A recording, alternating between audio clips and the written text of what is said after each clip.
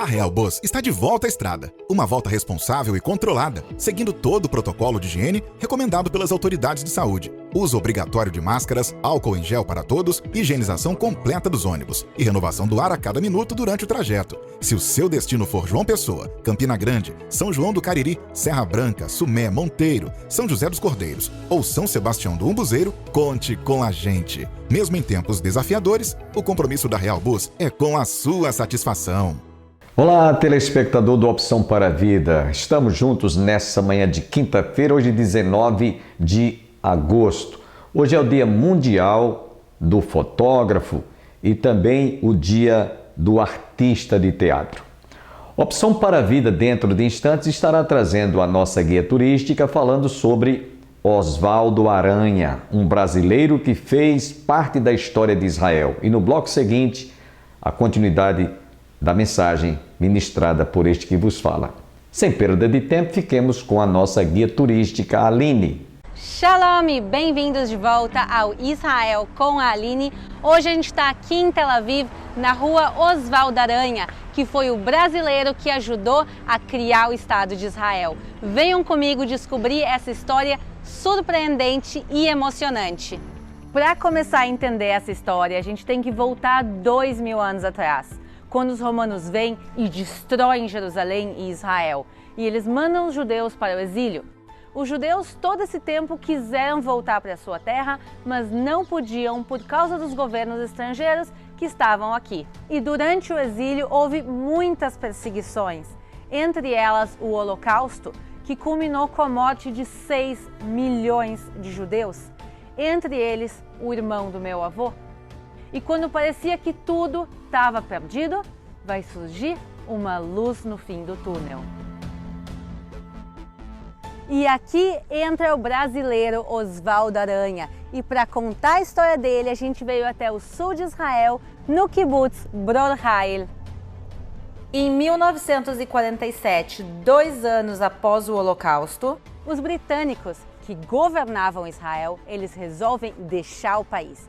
E agora vai ser a ONU que vai decidir o futuro dessa terra. Para isso, a ONU vai criar o Plano de Partilha da Palestina, onde vai dividir a terra em 2 estados, um árabe e um judaico. Apesar de não ser um plano perfeito, longe disso, é a primeira e única chance de uma independência judaica livre na terra de Israel em 2000 anos. Esse plano precisa da aprovação da Assembleia Geral da ONU e agora vai ser quando Osvaldo Aranha vai entrar para a história. E a gente vai agora conhecer juntos um museu dedicado a ele. Por causa da situação atual, o museu está fechado, mas a gente recebeu a chave para mostrar para vocês esse lugar hoje.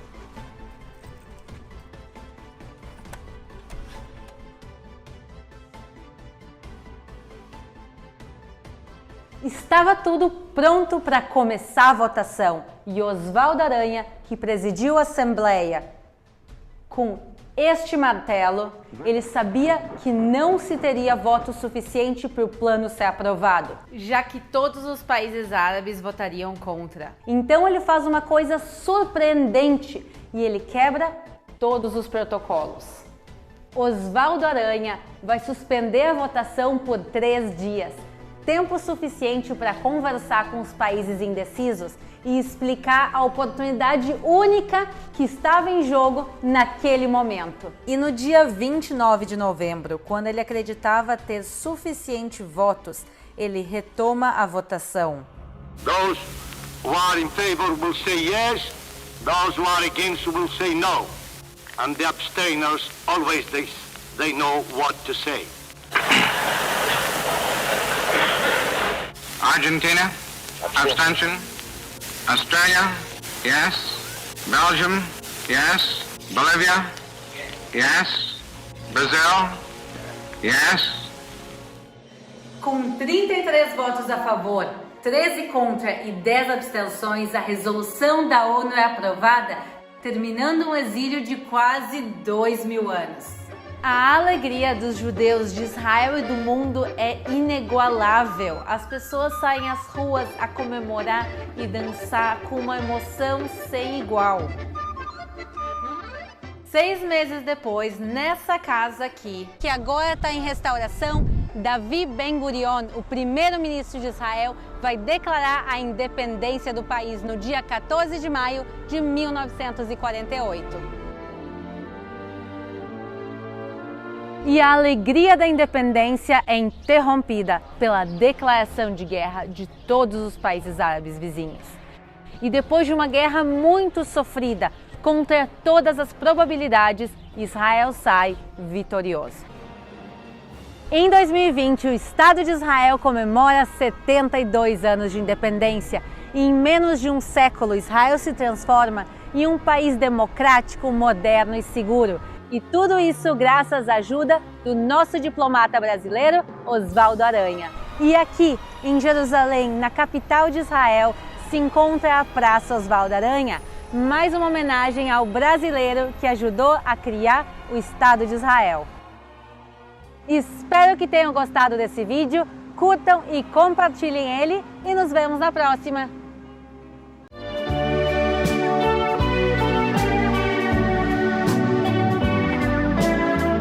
E eles estavam dizendo: eu estou suficientemente aciado para lhe servir. Lembra-se, por isso que quando Jesus foi lavar os pés dos apóstolos, diz o texto que ele se cingiu. Lá em João capítulo 13, verso 4, levantou-se da ceia, tirou as vestimentas de cima e tomando uma toalha, cingiu-se com ela e passou a servi-los.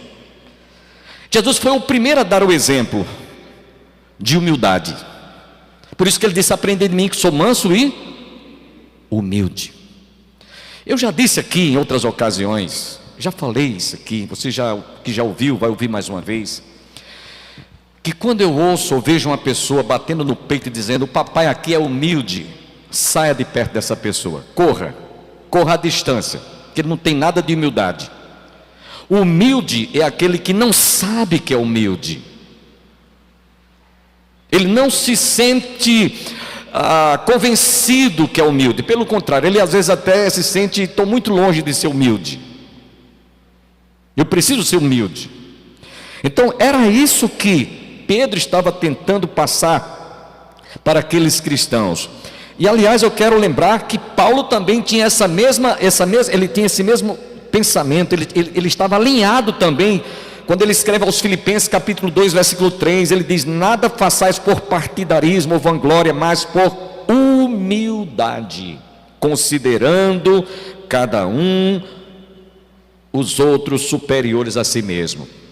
Isso é o cristianismo na sua essência, na sua plenitude, na sua pureza, na sua simplicidade. E aí, meus irmãos, Pedro estava tentando incutir isso na mente, tanto dos líderes como também dos jovens, para que eles tivessem humildade suficiente. Daí por isso que nós colocamos aqui como título: conselhos práticos em meio às perseguições. Porque em meio às perseguições nós vamos demonstrar a nossa segurança, a nossa firmeza, a nossa estabilidade, tanto emocional como psicológica e principalmente espiritualmente. Lá em Provérbios capítulo 3, versículo 34, o sábio Salomão diz: certamente ele escarnece dos escarnecedores, mas dá graça aos humildes. Parece-me que Pedro tinha lido isso aqui quando escreveu essa parte que nós estamos lendo, versículos 5 a 9. Parece-me, eu tenho a impressão que Pedro, porque só havia o Velho Testamento, e ele deve ter lido isso e aproveitou para aplicar isso naquele momento. Então nesse versículo 5, ele chama a atenção, principalmente dos jovens. No verso 6 ele diz: humilhai-vos portanto sob a poderosa mão de Deus. E aqui ele está dizendo que a mão de Deus é poderosa, amém? A mão de Deus é poderosa porque ela realiza operosidade até mesmo na fraqueza. Por isso que Paulo disse: quando eu estou fraco, sou forte; quando eu sou forte, eu me sinto fraco. porque Deus estava mostrando muita coisa para que ele se corrigisse, para que ele realmente se humilhasse. Quem foi Paulo? Depois da sua conversão, foi outro homem. Então, tanto Paulo quanto Pedro aqui, ele mostra que nós devemos nos humilharmos debaixo da potentosa mão de Deus. Deus é soberano, Ele é Senhor.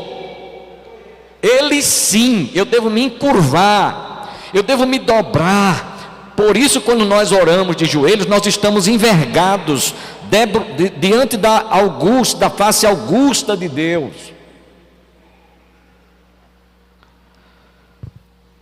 E aqui ele ainda mostra que nós não devemos dar lugar a nenhuma exaltação, porque o Senhor nos diz em sua palavra: a mim me pertence, a minha glória não darei a outrem, a glória pertence a Deus. E por isso que ele diz aqui nesse versículo 5, versículo 6, desculpem, ele diz: humilhai-vos portanto sob a poderosa mão de Deus, para que ele em tempo oportuno vos exalte.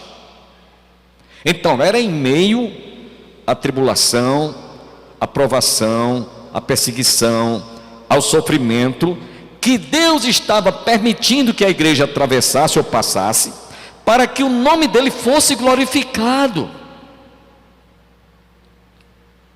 O nome do Senhor é glorificado tanto quando você está bem, como também às vezes quando você vai mal. Se você está com saúde ou se você está doente, eu vou dar uma experiência, vou compartilhar uma experiência para vocês. Às vezes eu vou visitar, pastor Júnior, certas ovelhas, algumas delas até em estado terminal, e eu fui levar uma palavra de conforto. Eu é que saio confortado, porque eu ouço palavras que eu digo: meu Deus, como é que essa ovelha está sofrendo tanto, padecendo, e talvez até já reconheça que os seus dias estão contados, mas está aí numa alegria, num clima assim que nem parece que está doente. Então Deus está sendo glorificado nessa situação daquela ovelha. Ele também diz aqui que em meio a toda tribulação, perseguição, provação, porque a perseguição estava em vigor através de Nero, imperador romano, ele diz: aqueles que estiverem sofrendo, padecendo por causa do nome de Jesus, estarão glorificando o seu nome. Pastor, mesmo sofrendo, sim, o nome do Senhor está sendo glorificado. Lembra-se que Jesus disse: vinde benditos de meu Pai, tomai posse da herança que vos está preparado desde antes antes da fundação do mundo. Estava nu, me vestiste; estava com fome, me deste de comer; estava com frio, me deste um cobertor; estava com sede, me deste de beber; estava preso, foste ver-me; estava hospitalizado, foste lá. E aí perguntaram: quando te vimos assim, nessas circunstâncias, nessas situações? Quando fizeste a um destes meus pequeninos, a mim o fizeste. Então, a humildade é algo realmente que faz parte do fruto que nós, como cristãos, devemos apresentar como identidade. Assim como eu tenho uma carteira de identidade, você também tem a carteira de habilitação de motorista. Não é que você vai aparecer, mas o ato de humildade vai se tornar público e notório, sem você nem saber. Em 1995 eu participei de um congresso internacional na Coreia do Sul. A nossa delegação do Brasil foi a segunda maior. Dos Estados Unidos, do Brasil, foram 400 pastores. E nós estivemos lá no centro de convenções na Coreia do Sul. Um local fantástico, belíssimo.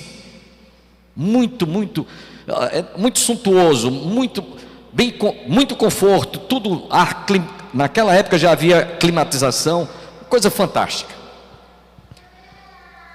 O proprietário que tinha bancado toda a construção daquele centro de convenções não foi para a abertura, mandou a esposa dele.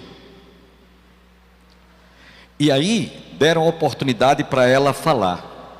E ela se desculpou dizendo: meu marido não está aqui porque ele não se sente bem em receber elogios, ou aperto de mão, ou abraço, ou qualquer tratamento, considerando que foi ele que construiu isso aqui tudinho, porque a glória e a honra pertencem a Deus.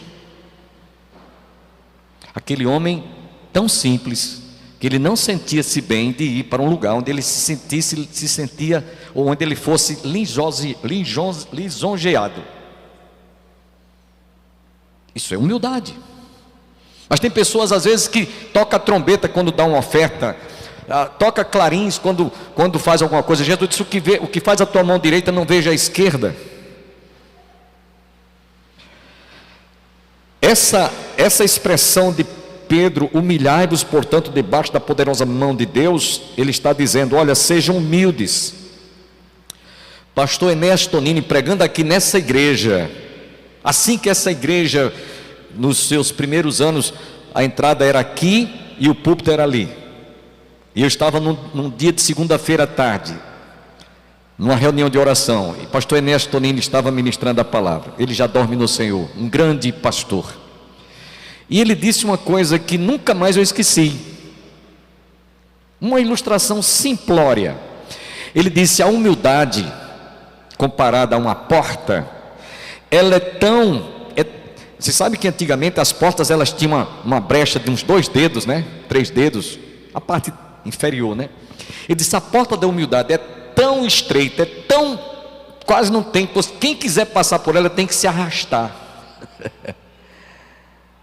Ele queria dizer com isso que quanto mais você se humilhar, se sentir humilde e necessitado de se humilhar mesmo diante da face augusta presença de Deus. Humilhai-vos debaixo da potentosa mão de Deus. Resistir ao diabo, ele vai dizer isso mais adiante. Então seja humilde, seja humilde. Jesus disse: bem-aventurados os humildes de espírito, porque deles é o reino dos céus. Mateus 5,3. Sabe, irmãos, parece que nesses tempos em que nós estamos vivendo, a humildade foi banida do dicionário dos cristãos, porque são pouquíssimas as pessoas que a gente vê ter um espírito assim contrito, de humildade. E a gente não pode confundir aqui humildade com como alguém já disse: olha, seja bom, mas não seja besta. Seja bom, mas não seja besta, no sentido de você não ser uma pessoa que tudo que as pessoas pedem que você faça, você faz. Portanto, meus irmãos, a humildade aqui era o que mais Pedro pedia ou mostrava aos cristãos debaixo daquela perseguição. Vocês lembram de Nabucodonosor? Lá no livro de Daniel, capítulo 4, versículo 47, este homem se tornou prepotente, arrogante, presunçoso. No capítulo 4, versículo 37, diz que ele, depois de ter construído uma estátua de ouro para que em seu nome fosse adorado, fosse venerado, ele fosse exaltado, quando ele se sentiu humilhado por Deus, ele foi para o campo, passou muito tempo no campo comendo como jumento, como cavalo, capim. Aí ele aprendeu a lição. No capítulo 4, versículo 37, ele diz: agora pois eu, Nabucodonosor, louvo, exalço e glorifico ao Rei dos céus, porque todas as suas obras são verdadeiras e os seus caminhos justos, e pode humilhar aos que andam na soberba.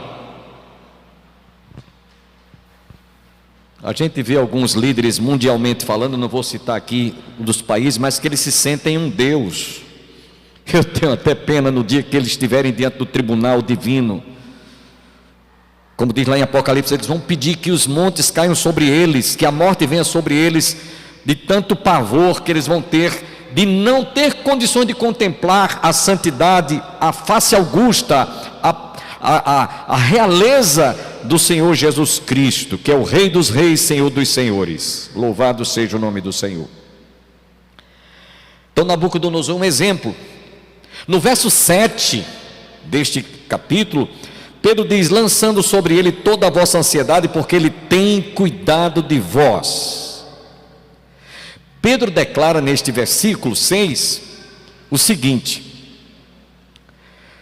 que se não confiarmos a Deus, aquele que é o Todo-Poderoso, as nossas necessidades, as nossas carências, as nossas precariedades, e nos sentirmos certamente assim, bom, eu posso passar sem isso, e às vezes por uma questão mais de o indivíduo se sentir orgulhoso de não ter, achar que é dono, que pode, que tem capacidade, mas está com ansiedade de alcançar um objetivo, tem desejo de chegar a galgar alguma coisa, e ele fica ansioso.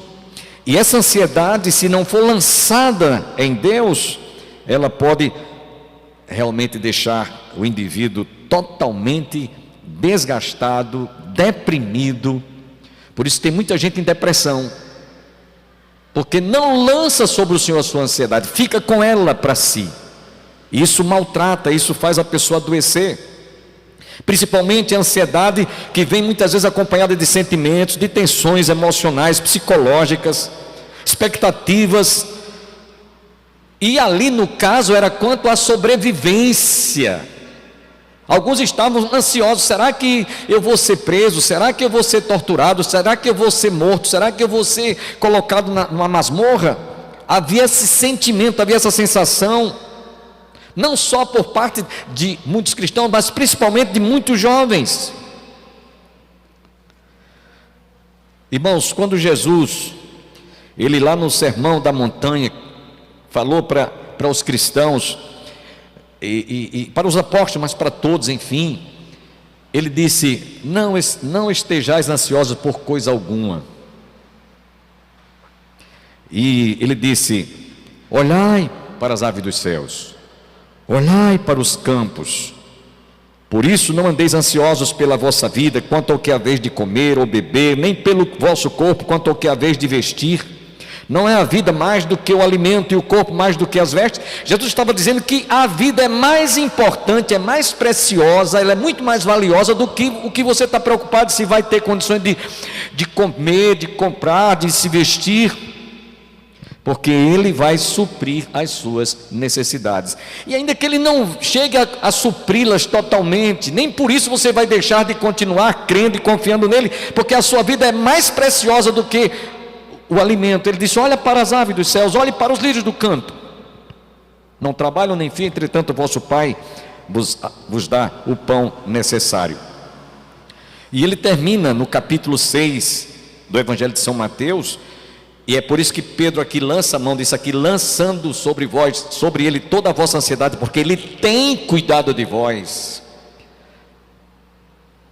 Jesus disse: não andeis ansiosos, e portanto não vos inquieteis também com o dia de amanhã. São prerrogativas que traz uma imunidade de você ficar nervoso, agora mesmo durante essa doença. Quanta gente com medo, apavorado, com a síndrome de pânico do medo, e fica com ansiedade, e o pavor toma conta do seu coração. Lança sobre ele esse medo, lança sobre ele essa ansiedade, porque ele tem cuidado de vós. Davi, no Salmo 38, versículo 9, ele diz: na tua presença, Senhor, estão os meus desejos todos, estão meus desejos todos, e a minha ansiedade não te é oculta. Paulo, escrevendo aos Filipenses capítulo 4, verso 6, ele diz: não andeis ansiosos de coisa alguma, em tudo, porém, sejam conhecidas diante de Deus as vossas petições, pela oração e pela súplica, com ações de graças. Em outras palavras, irmãos, a gente tem que confiar em Deus mesmo, a gente tem que depender de Deus. Eu já disse para vocês aqui, e repito, nós estamos fazendo a nossa parte. Usamos o álcool, para a asepsia das mãos. Quando entramos na casa do Senhor, fazemos a aferição de temperatura, usamos a máscara de proteção facial. Não estou usando agora porque estou aqui transmitindo para vocês, mas a gente usa tudo isso, distanciamento, como os irmãos estão sentados aí. Mas a gente sabe que quem nos protege mesmo é Deus. Isso aqui é prevenção apenas, preventivo. Mas quem nos guarda, irmão Dedé, é o Senhor. Ele é quem nos protege. Todos os dias, quando eu amanheço o dia, Senhor, muito obrigado, porque eu amanheci o dia com vida e com saúde, sem precisar de um respirador. Eu posso até precisar, mas eu todos os dias agradeço, e quando vou me deitar, também agradeço. Senhor, muito obrigado, porque um dia se foi e eu estou vivo e com saúde. Amém? Reconhecendo que é Ele quem nos guarda, Ele quem nos livra, Ele quem nos protege. Esse é o argumento que Pedro usa aqui nesses versículos. Temos que confiar totalmente em Deus e na sua palavra. Quem pode dizer amém? Agora, meus irmãos, vejamos aqui um fato importante. Os cristãos daqueles dias estavam passando por essa experiência, obviamente.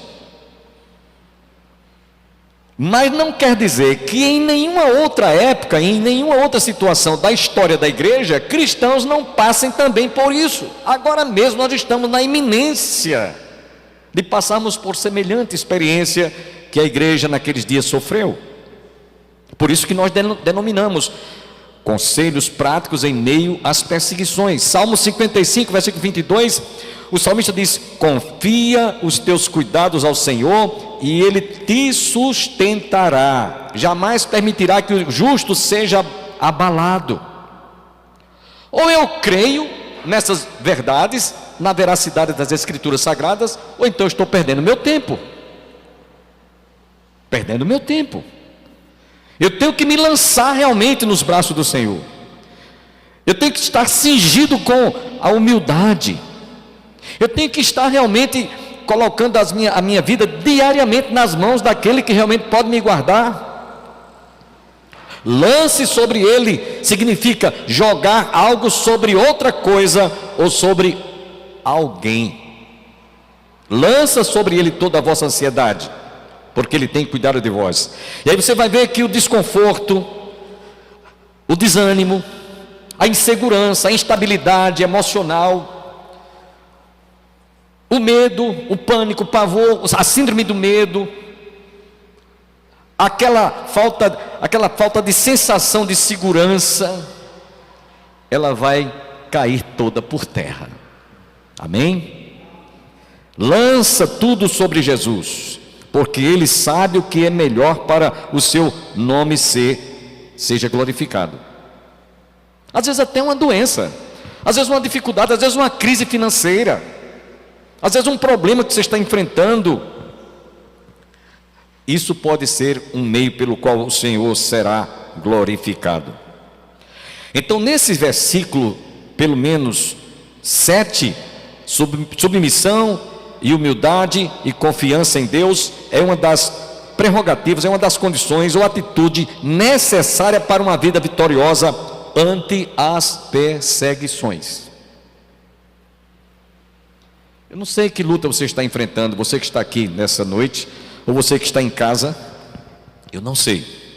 Pode ser que alguém esteja passando por uma luta tão grande que diz: pastor, meu fardo está tão pesado que eu não estou conseguindo carregar nem um grãozinho de areia, de tão pesado que está. Estou muito atribulado, estou muito angustiada, estou muito aflita. Lança a tua angústia, lança a tua aflição sobre aquele, conforme Pedro nos diz, lança sobre ele toda a vossa ansiedade, porque ele tem cuidado de vós. Versículo 8, nós encontramos ele dizendo: sede sóbrios e vigilantes. Por que Pedro, em meio a essa situação que ele vem descrevendo, humildade, a humilhação, e ele vem descrevendo isso em meio às perseguições que aqueles cristãos estavam sofrendo, e agora ele diz: sede sóbrios e vigilantes. Por quê? Porque muitas vezes Satanás se aproveita das dificuldades, das deficiências, das situações adversas pelas quais a gente está passando, e ele então está ali para querer tirar proveito e nos deixar às vezes arrasados, além do que nós já estejamos.